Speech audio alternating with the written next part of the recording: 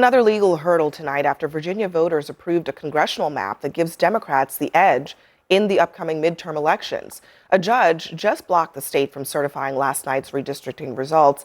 He cited multiple reasons, including what he calls misleading language on the ballot and that the legislature did not follow its own rules for passing the referendum.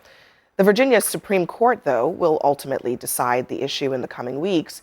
In the meantime, President Trump and MAGA are melting down. Trump basically claimed that the election was rigged and blamed mail-in ballots, while Ari Fleischer, who's usually pretty friendly to Trump and very friendly to Republicans, says, I should also point out that the GOP will now lose net seats across the country. If you're going to pick a fight, at least win it. The other side will always fight back. All of this was foreseeable and avoidable. We should not have started. Michael, you're a Virginian. Yeah. I mean, look, it's kind of unfortunate. I mean, history is on the side of Democrats. We already know that. The party of the president typically loses seats in the House. You look at the president's approval ratings. Mathematically, that also has implications in terms of what that net loss could be. So the question, if you're a strategist on the Republican side, is how do you diminish what those losses potentially are? And the gerrymandering, which is pretty unprecedented, makes it really, really difficult to factor in multiple variables to see, well, will Dems have a 25-seat, 30-seat loss, or will it be slightly less? I think it may be slightly less. You still have the Supreme Court and their ruling coming soon on Section 2 of the voting rights.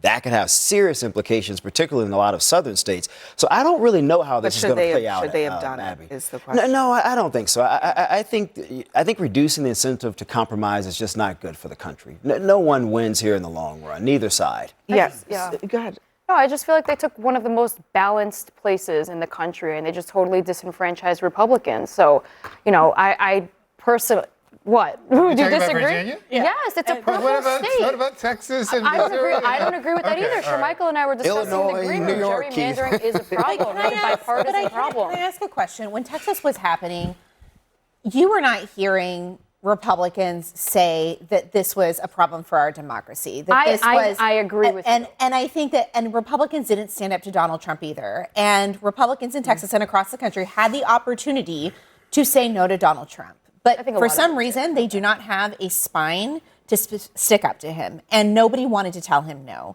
And now we're in the situation where I agree with you. We shouldn't be doing this anywhere. But Donald Trump put us in this position. And it, frankly, is because no one would tell him no. And now Republicans are saying, oh, but our democracy. But Sochi, I think the issue with Virginia, though, after Texas, California passed their referendum, and it pretty much equaled everything out. I think the issue here with Virginia is that they're only leaving one Republican congressional district. Now, of the 5 districts that Texas will get, they're not Republicans, that is, won't win all 5 of them. Hell, we'll be lucky if we win 2 out of the 5. More than likely, Democrats will win 3 because they're mostly in Hispanic areas. So this is backfiring two parts of that in terms of expectations. Are important. 2 parts of that are important. One, it's not just California and Texas evening themselves out. Other states, sure, but many have declined.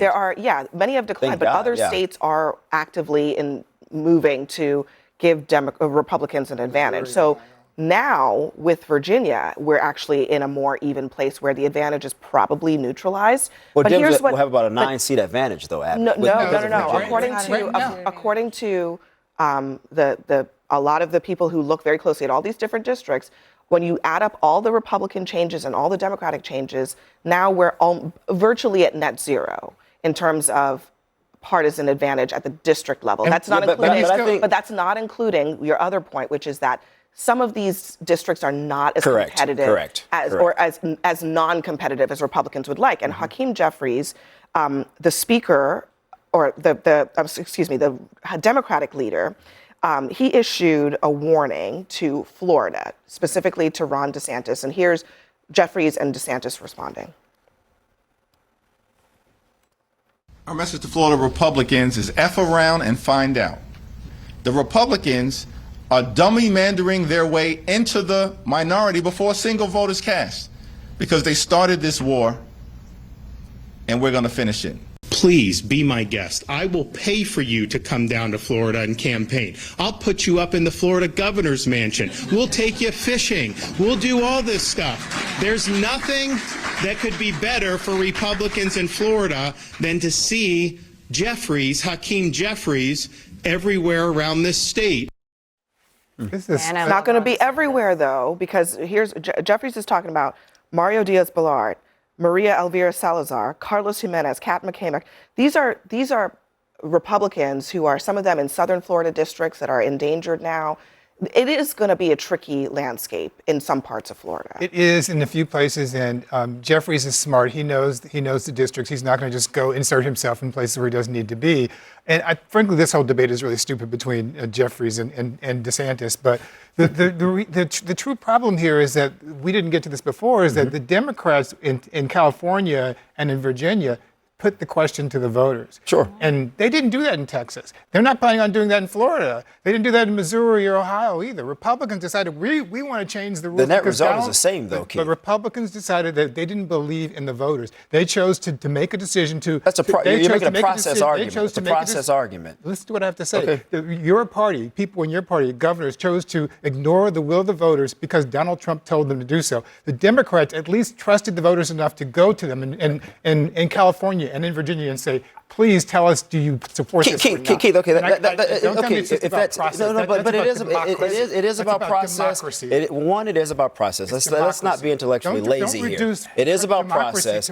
And then number two, the net result is the same damn thing, Keith. You just said it's the same thing. You just said you're making an emotional argument over the same thing, man. Don't accuse me of being emotional give me a break because you disagree with everything I said. No, it's not that I disagree with what you're saying. I'm getting emotional. The net result is the same. Did anyone notice how narrow the margin was? It's not good if it's coming from your side or my side. The net result is the same. Go ahead with your point. Did anyone notice how Spanberger barely eked out this victory in Virginia when everyone was, it should have been double digits?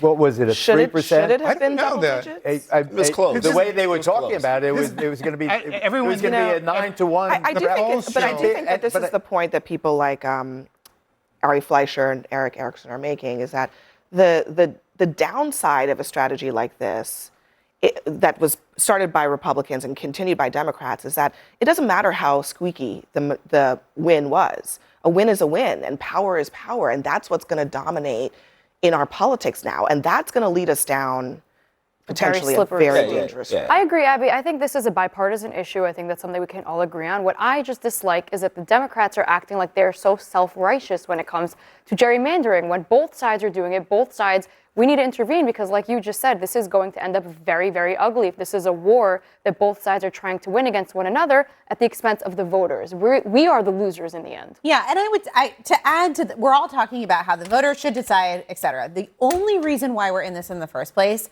is because Donald Trump did not think that we were going to win the midterm elections. He did not want the voters to have their say in the midterm elections. What he wanted was to add seats so that he could, and Republicans could benefit from the midterm so he wouldn't have accountability. And that is a problem, and that's a conversation that we should be having because presidents moving forward are going to feel like they can do the exact same thing that Donald Trump did and set us off into a war in the midterm before a census. And I think he has set a terrible precedent for our country moving forward. Wow, hot take.